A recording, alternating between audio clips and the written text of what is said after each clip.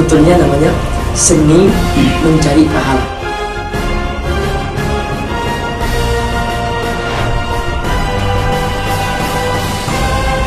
Assalamualaikum warahmatullahi wabarakatuh. Waalaikumsalam. Alhamdulillah, wassalatu wassalamu ala rasulillah wa ala alihi wa sahbihi wa man. Asyhadu an la ilaha illallah wahdahu la syarika lah wa asyhadu anna Muhammadan abduhu wa rasuluh.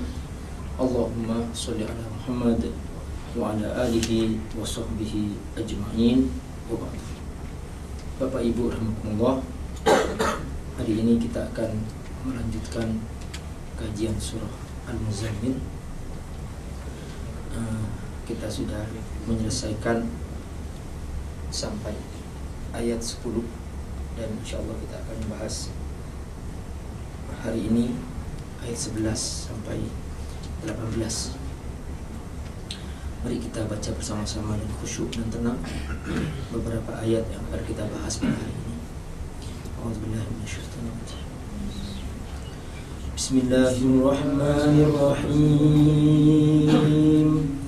Inna ladaina ankalan wa jahima wa ta'aman dha wussatin wa adzaban alima yawma tarjuful ardu wal jibalu wa kanatil jibalu kathiban mahila. Inna arsalna ilaikum rasulan syahidan alaikum kama arsalna ila fir'auna rasula fa'asa fir'auna rasula fa'akhadnahu akhzan wabila fakaifa tattaquna in kafartum yawman yaj'alul wildana shiba as-samaa'u munfatirun bih kana wa'duhu maf'ula inna hadhihi tadhkirah faman syaa'a ittakhadha ila rabbihi sabila.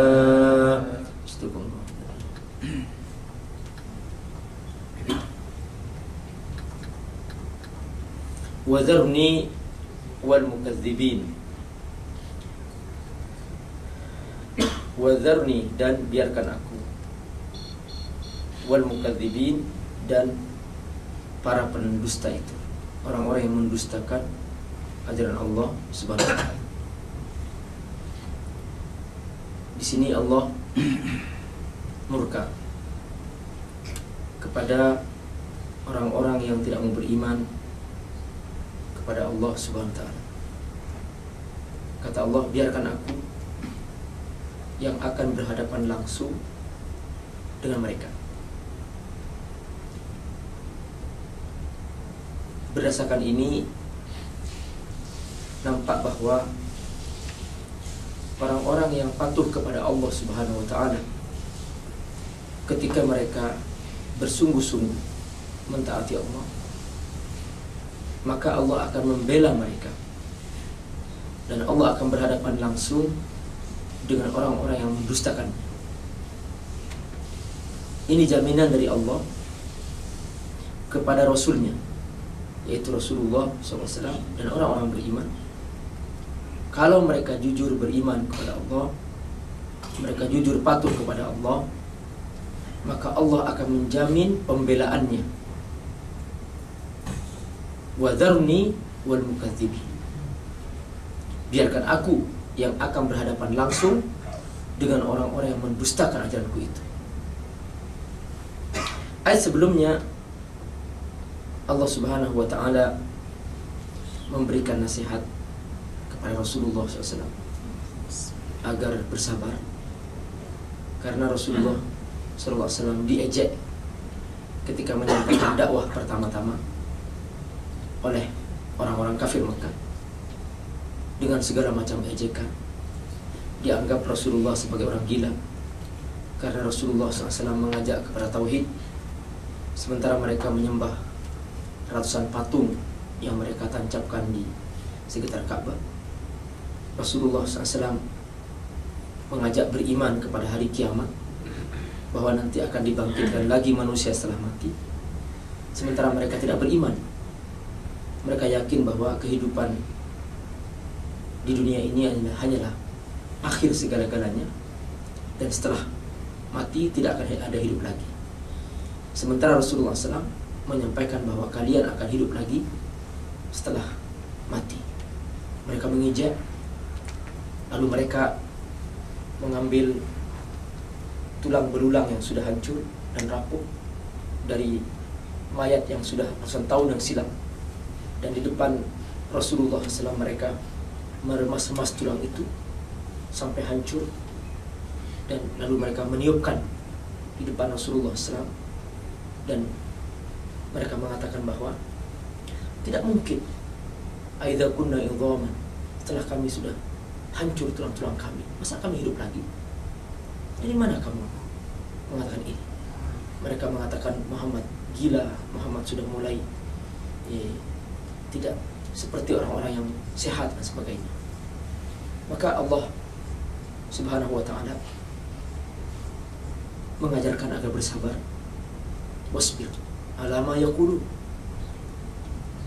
Di sini Allah perintahkan agar mengambil jarak dari mereka. Wahjurhum hajaran jamila. Di sini Bapak Ibu kita belajar bahwa tugas kita sebetulnya setelah Rasulullah SAW wafat, kita hendaklah bersungguh-sungguh mengajak orang-orang beriman kepada Allah. Karena setiap hari, setiap saat, setan dan kawan-kawannya mengajak untuk masuk neraka. Dan setiap hari semakin bertambah orang suka berbuat dosa. Setiap hari semakin bertambah orang-orang membuka aurat, bergaul bebas, berzina, makan harta haram. Karena setan semakin berhasil mengajak mereka, mengajak orang-orang yang tadinya baik menjadi rusak. Maka kita yang baik-baik ini, kalau tinggal diam, tidak aktif, maka lama-kelamaan akan kehilangan sejumlah besar di sekitar kita. Orang-orang yang tadinya patuh kepada Allah, mereka menjadi rusak. Baru kita akan merasa betapa iman ini butuh perjuangan ketika kita terjun ke medan dakwah seperti ini. Inilah nasihat yang akan kita baca sekarang ini.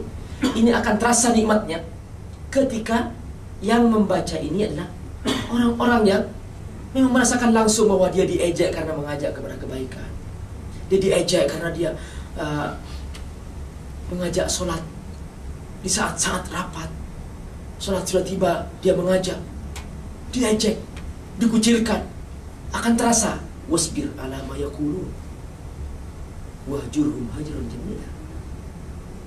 Tapi kalau pasif, diam, hanya soleh sendirian, maka tidak terasa sama sekali nasihat ini. Jadi tantangan akan datang ketika seseorang mulai masuk ke wilayah mengajak orang lain. Seorang atasan mengajak stafnya, ayo kita sholat dulu, dan seterusnya. Nah inilah namanya ujian dakwah. Dan inilah makna kemuliaan orang-orang yang aktif. Allah menyebutkan bahwa tidak sama orang yang pasif, yang hanya soleh sendirian, ya, sementara tidak punya alasan, dengan orang-orang yang berjuang dengan Allah. Tidak akan sama. Kata Allah, la yastawil qaidun minal mu'minin wa ulul darur wal mujahidun fi sabilillah bi amwalihim wa anfusihim. Tidak akan sama orang yang pasif, padahal dia nggak punya alasan. Kalau pasif karena buta, pasif karena tidak punya kaki, memang dia mau tidak punya apa-apa. Tapi dia pasif, dia punya mata, dia punya kaki, pasif. Kata Allah, tidak sama dengan orang yang berjuang di jalan Allah Subhanahu wa taala dengan hartanya, dengan jiwanya, bergerak, mengajak. Faddalallahu al-mujahidin bi amwalihim wa anfusihim 'alal qa'idin darajah. Jauh lebih tinggi orang yang aktif daripada orang yang pasif. Wa kullan wa'adallahu al-husna, benar. Suatu saat mungkin bisa masuk surga sama-sama, tapi berbeda surganya. Wa faddalallahu al-mujahidin 'alal qa'idin ajrun 'azima. Surga orang yang berjuang di jalan Allah jauh lebih tinggi daripada orang-orang yang pasif. Nah, ini gambaran bahwa setelah kita beriman, kita diajarkan untuk merasakan betapa ujian itu akan tiba setelah seseorang bersungguh-sungguh mengajak kawannya. Jadi berdakwah itu tidak harus ceramah. Ceramah ini hanya babnya bukan bab dakwah, bab taklim, ini ceramah. Nah, tetapi kalau berdakwah itu mengajak, dan itu setiap orang Islam punya kemampuan untuk itu. Dia mengajak kawannya sekantor, satu ruangan, ayo kita sholat dulu yuk. Itu sudah berdakwah. Itu sudah berdakwah. Nah, ini yang kalau kita kerjakan, sejumlah yang kita ajak, sejumlah itu pula dia akan dapat pahala. Kalau dia mengajak 10 orang, dapat 10 pahala. Kalau ternyata orang yang 10 tadi itu mengajak kawan-kawannya karena kita mempengaruhi, maka dia dapat pahala. Yang mengajak tadi itu dapat pahala sejumlah orang yang diajak, dan seterusnya.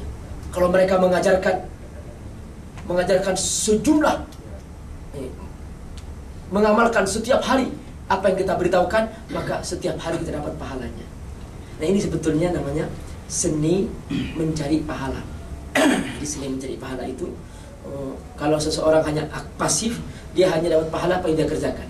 Tapi ketika dia mengajak orang lain, maka dia akan dapat pahala sejumlah orang yang dia ajak. Dan terus downline ke bawah, semakin banyak yang diajak, maka semakin besar pahalanya. Nah, ini namanya MLP, multi level pahala. Nah, ini yang bisa kita lakukan, ya. Tapi jangan kemudian malam ini kita SMS, yuk kita tahajud, terus dapat 100 orang tahajud, itu sudah tidur sendiri. Kaburo maktan. Itu namanya kaburo maktan. Nah, jadi jangan menjadi calo. Kalau calo kan calo Surabaya. Bapak ikut? Enggak. Nah, masa surga. Orang masuk surga. Bapak kemana? Nah, saya nggak ke surga. Waktu repot tuh sudah begitu. Nah, jadi harus sama-sama aktif. Jadi kita mengajak juga di saat yang sama kita menjaga diri kita. Makanya para ulama mengatakan dalam masalah iman jangan menjadi seperti lilin. Lilin membakar dirinya demi pencahayaan. Nah, tidak. Jangan rela masuk neraka demi orang masuk surga, bukan begitu. Tetapi jadilah seperti matahari, mencahayai dirinya juga mencahayai alam semesta. Nah, baru akan terasa ini setelah seseorang aktif mulai mengajak orang lain.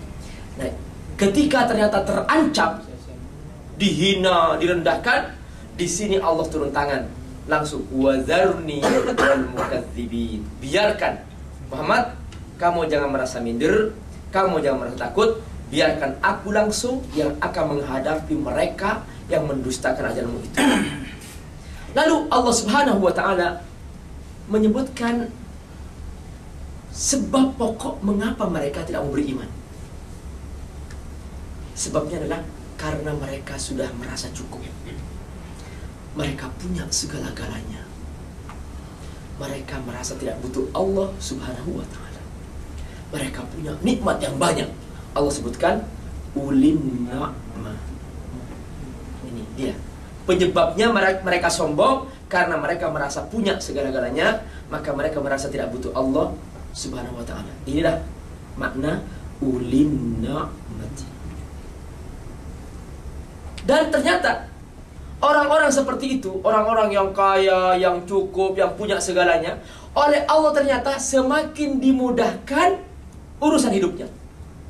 Allah beri limpahan harta yang banyak, Allah kasih anak yang banyak, Gak ada ujian seakan-akan bagi mereka. Semakin Allah mudahkan, semakin mereka sibuk dengan dosa, semakin Allah mudahkan. Ternyata ini bagian dari istidraj. Kata Allah, wa mahilhum qalila. Biarkan mereka bersenang-senang. Aku tunggu, kata Allah, sampai lengkap dosanya. Wa mahilhum, imhal artinya ditunda oleh Allah supaya lengkap dosanya, karena Allah punya target untuk menyiksa mereka dengan sepedih-pedihnya, dan siksaan itu akan menimpa mereka setelah lengkap dosanya. Inilah rahasia imhal, disebut istidraj. Wa mahilhum qalila. Lalu Allah mengatakan qalil, sebentar. Kenapa? Karena tabiat hidup di dunia hanya sebentar, tidak lama. Dunia ini berapa lama sih? Coba, sehari di alam akhirat sama dengan 1000 tahun di dunia. Nah, di dunia rata-rata manusia terpanjang hanya 70-80 tahun. Sebentar. Makanya tabiat dunia ini hanya qalila. Wa mahilhum qalila. Dan di sini kita terjawab pertanyaan yang seperti banyak orang-orang tanyakan, Pak Ustadz, kenapa ya aku sudah rajin sholat duha, aku rajin berdoa, aku rajin sholat tahajud, kok hidupku semakin sengsara, Pak Ustadz? Saya punya kawan gak pernah sholat duha, gak pernah, bahkan sholat fardunya pun juga jarang-jarang sudah, Pak Ustadz. Kok semakin mudah hidupnya? Nah, di sini jawabannya. Kalau ada orang semakin dimudahkan hidupnya, tetapi dia semakin jauh dari Allah, itu tanda-tanda istidraj, tanda-tanda imhal. Allah menunda sampai tiba saatnya akan diazab oleh Allah SWT. Nah, lalu Allah Subhanahu wa ta'ala menceritakan apa yang Allah siapkan untuk mereka. Allah Subhanahu wa ta'ala menyebutkan macam-macam azab, dan yang Allah sebutkan bukan semuanya, sebagian sebagai sampel. Yang pertama, kata Allah, di antara bentuk azab yang akan diberikan kepada mereka, mereka akan dibelenggu oleh Allah Subhanahu wa ta'ala. Belenggu yang besar. Kalau dalam Al-Quran, dari saking besarnya belenggu ini, sampai-sampai digambarkan oleh Allah SWT sebesar 70 hasta. Summa fi silsilatin zar'uha sab'una dhira'an, 70 hasta. Fasluku, diseret. Ini besarnya belenggu itu. Nah, dalam surah Al-Muzammil Allah firman, inna ladaina angkala. Jadi angkal ini adalah belenggu-belenggu. Jadi mereka langsung diikat. Bayangkan kalau ada orang diikat, masukin karung, dicebur dalam air laut, kira-kira gimana itu? Tersiksa habis-habisan. Perhatikan, ini baru ke air. Bagaimana kalau dicebur dalam neraka, dalam keadaan terbelenggu dan hidup, tidak mati? Tersiksa ingin melepaskan, harapan tidak ada, panas iya, mati tidak, karena di neraka sudah hidup selamanya. Ini model sampel pertama, angkal. Yang kedua, api yang sangat panas. Jadi kalau kita bicara tentang panas, level panas, lebih panas, lebih panas, sangat panas, puncak panas, puncak panas. Tidak ada yang lebih panas lagi setelah itu. Itu disebut dengan jahim. Jadi jahim adalah puncaknya panas. Tidak ada lagi yang lebih panas daripada itu. Maka seluruh bentuk azab di neraka panas, tidak ada dingin. Makanya dalam surat An-Naba Allah berfirman, la yadzuquna fiha bardaw wala syaraba. Mereka tidak akan pernah di neraka ada minuman dingin, dan bahkan tidak ada minuman apa-apa kecuali illa hamimau wa ghassaq, kecuali air yang minuman yang sangat panas, dan bahkan nanah yang mengalir dari luka-luka penghuni neraka. Kulit yang lepuh dan busuk mengeluarkan nanah dan tumpah di neraka, lalu kemudian itu diciduk dan diminumkan kepada para penghuni neraka. Nah, ini salah satu sampel mengenai adab neraka. Ini inna ladaina angkala. Di sini Allah menggunakan kata inna. Sesungguhnya ini pasti. Dan ini yang kami sediakan bagi penghuni neraka. Inna ladaina angkala wajah. Kemudian di antara bentuk makanan juga ada makanan yang kalau mereka makan, dia tidak mau masuk ke dalam perutnya dan tidak mau keluar. Dia melekat di kerongkongannya. Coba bayangkan ketika kita keselak nasi saja, kita sudah kebingungan, sakitnya setengah mati, keselak. Ini makanan khusus. Ketika dimakan, dia melekat di sini dan tidak mau keluar, tidak mau masuk. Allah menggambarkan wa tu'aman dha ghussah.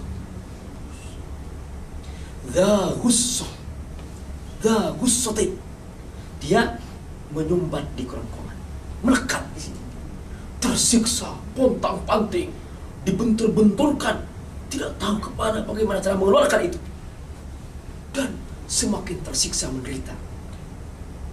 Kata Allah, ini baru sampel, dan jauh lebih hebat lagi, lebih dahsyat lagi daripada itu, dan itu jumlahnya tak terhingga. Kata Allah, wa adzaban alima. Di sini pakai nakirah. Di sini wa adzaban alima, dan masih banyak lagi bentuk-bentuk azab yang tak terhingga yang itu akan diberikan kepada penghuni neraka, dan semuanya alim. Kalau dalam bahasa Arab kata alam, kata alam itu sakit. Makanya orang Arab mengatakan indi alamun fil batn. Aku punya nyeri di perut. Indi alam fil ras, nyeri di kepala. Sakit kepala itu indi alam fil ras. Indi alam fil sadr, artinya fil sadr, aku punya sakit di dada. Fil dhahr, di punggung. Begitu. Alam fil rijl, sakit di kaki. Nah, ini kalau biasa. Tapi kalau sudah terlalu parah nyerinya, disebut dengan alim. Artinya nyerinya nggak habis-habis, nggak ada ujungnya, dan semakin lama semakin parah. Itu disebut dengan alim. Kebalikannya, kalau kesenangan disebut dengan nikmah. Tapi kalau nikmatnya tak terhingga, luar biasa, disebut naim. Makanya surga disebut jannatun naim. Kalau neraka disebut adzabun alim. Kenapa? Karena neraka tidak ada istirahat. Tidak ada orang istirahat. Cuti azab, nggak ada cuti azab. Semua azab setiap saat. Mereka tidak punya tempat berlindung. Nah, inilah yang kata Allah, wa azaban alima. Kemudian terjadi pertanyaan, kapan ini terjadi?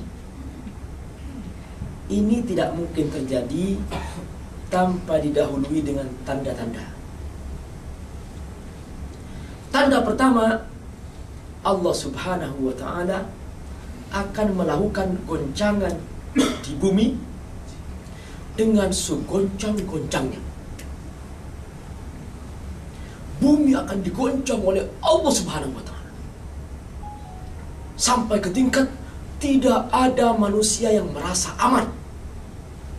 Ini goncangan belum pernah terjadi sebelumnya. Karena semua belahan bumi dalam goncangan yang dahsyat. Dan tidak ada satupun tempat tinggal yang tersisa di muka bumi.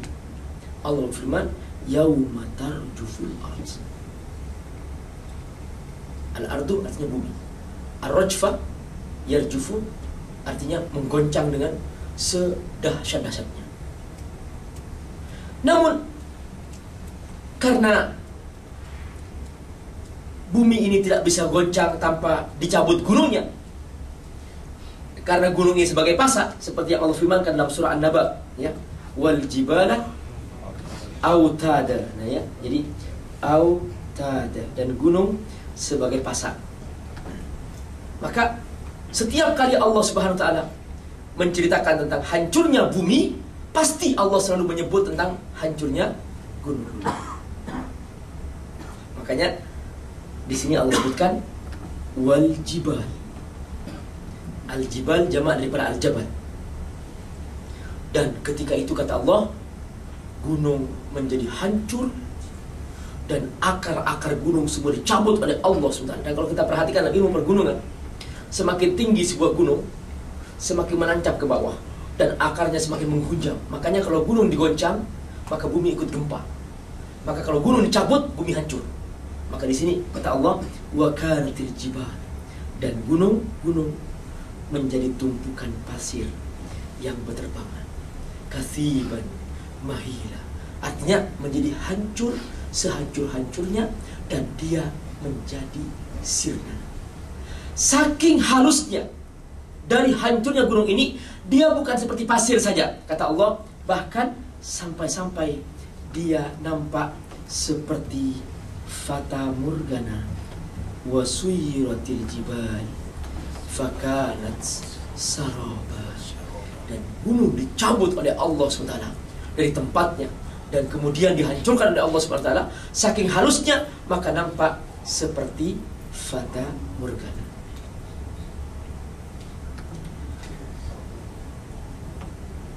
Inilah gambaran bahwa bumi yang ditempati manusia akan berakhir, bahwa manusia tidak selamanya di muka bumi, dan dunia ini hanya sementara. Maka sungguh celaka manusia yang menghabis-habiskan waktu hanya ngurus dunia saja. Dunia saja, ya Allah.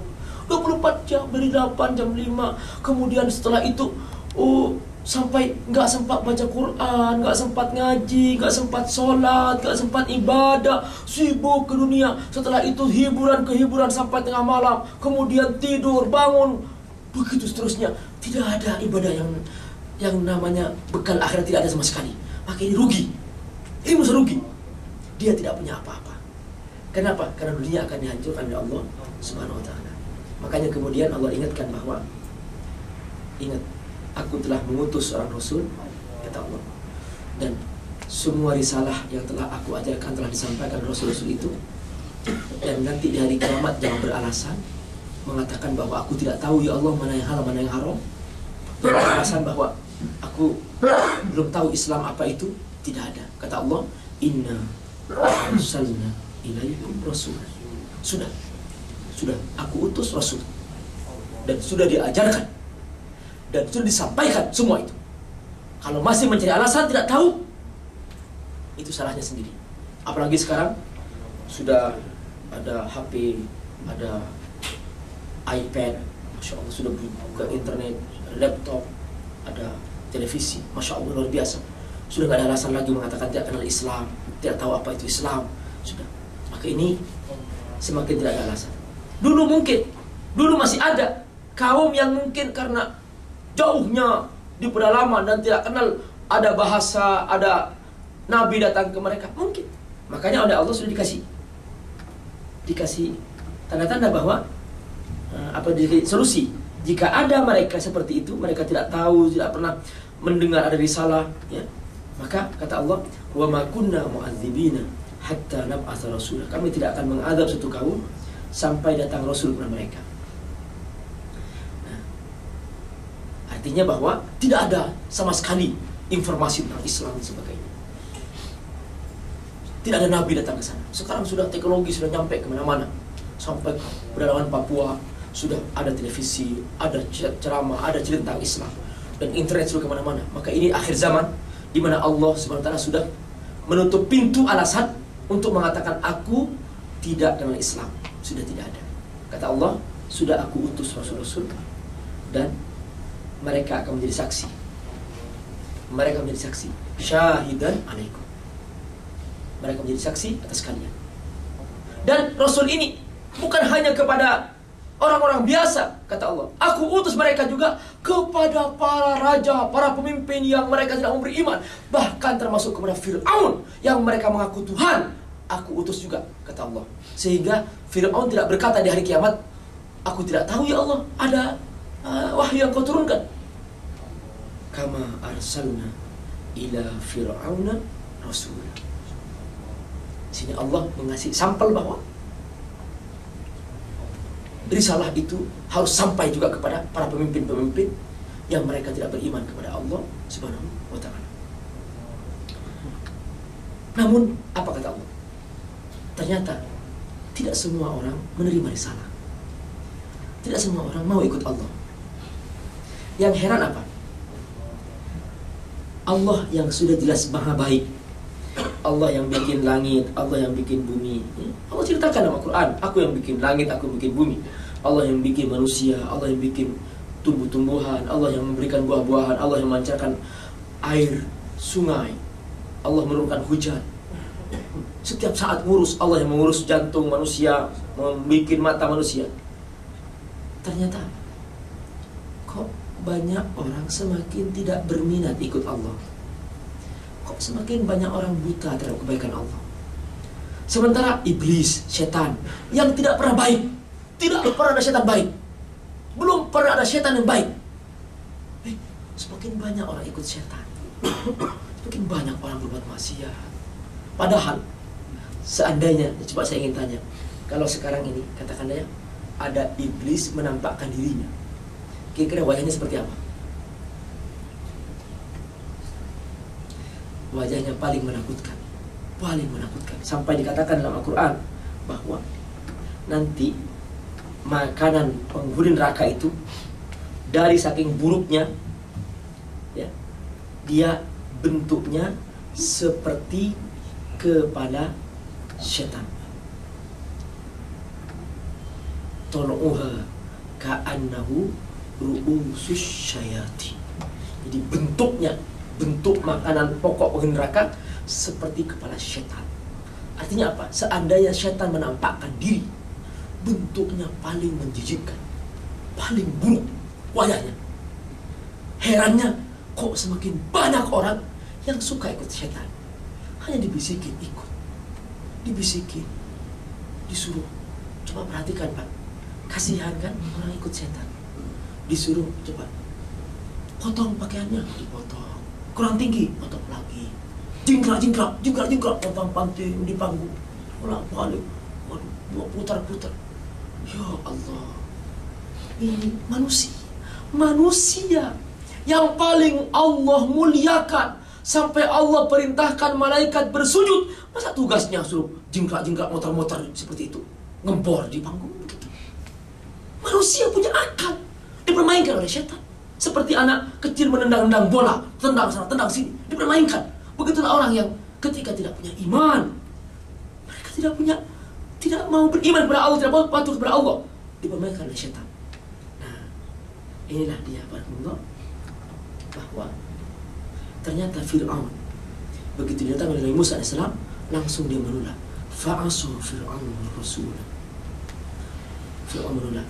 Maka langsung, karena Allah sudah murka kepada Fir'aun, dan Fir'aun sudah menjadi puncak pengkhianatan kepada Allah, dia mengaku Tuhan, maka langsung Allah mengadab Fir'aun dengan adab yang pedih.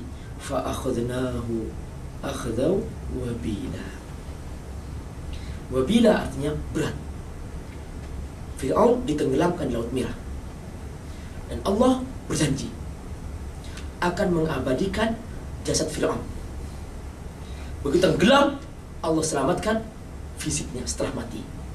Dan sampai sekarang tubuh Fir'aun masih ada. Fir'aun bukan nama orang, Fir'aun gelar raja.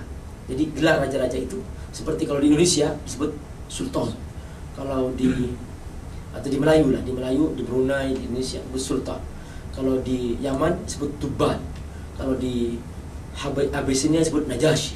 Kalau di Romawi disebut Kaisar. Kalau di Persia disebut Kisra. Kalau di Mesir disebut Fir'aun. Jadi Fir'aun itu bukan nama orang, tapi dia gelar aja. Maka Allah menyebutkan fa'asa Fir'aun rasulah fa'akhadnahu akhdaw wabila. Maka Allah cabut dia, Allah adab dengan adab yang pedih. Di sini kemudian Allah Subhanahu wa taala menggambarkan sekelumit dahsyatnya ketika bumi dan langit hancur. Kata Allah, fa kaifa tattaqun, bagaimana engkau bisa menjaga dirimu dari azab Allah Subhanahu wa taala. In kafartum, kalau kalian ternyata ingkar, yauman, akan satu hari yang dahsyat. Saking dahsyatnya, seandainya ada anak bayi baru lahir, langsung seketika kaget. Saking kagetnya sampai uban seketika dia. Yaumai yaj'alul wildana shiba. Pada hari itu anak yang baru lahir langsung beruban. Saking dahsyatnya peristiwa ketika itu. Kenapa? Karena tiba-tiba langit runtuh. As-sama'u munfatirun bi. Dan ingat, ini pasti terjadi. Kana waqtuhu maf'ula. Janji Allah pasti terjadi. Tidak mungkin bisa ditunda dan tidak mungkin bisa dihalang-halangi. Inilah mungkin Allah penjelasan singkat mengenai kandungan surah Al-Muzammil dari ayat 11 sampai ayat 18. Semoga Allah memberkati kita semua, dan kita akan membahas pada pertemuan yang akan datang insyaallah mengenai tentang peringatan Al-Quran dan juga tentang sholat tahajud sebagai sunnah bagi orang-orang yang beriman. Semoga Allah memberkahi. Amin. Ada pertanyaan sebelum ditutup? Insyaallah cukup ya. Ya, kita baca doa majlis. Subhanakallahumma wa bihamdika asyhadu an la ilaha illa anta astaghfiruka wa atubu ilaik. Wassalamualaikum warahmatullahi wabarakatuh. Waalaikumsalam.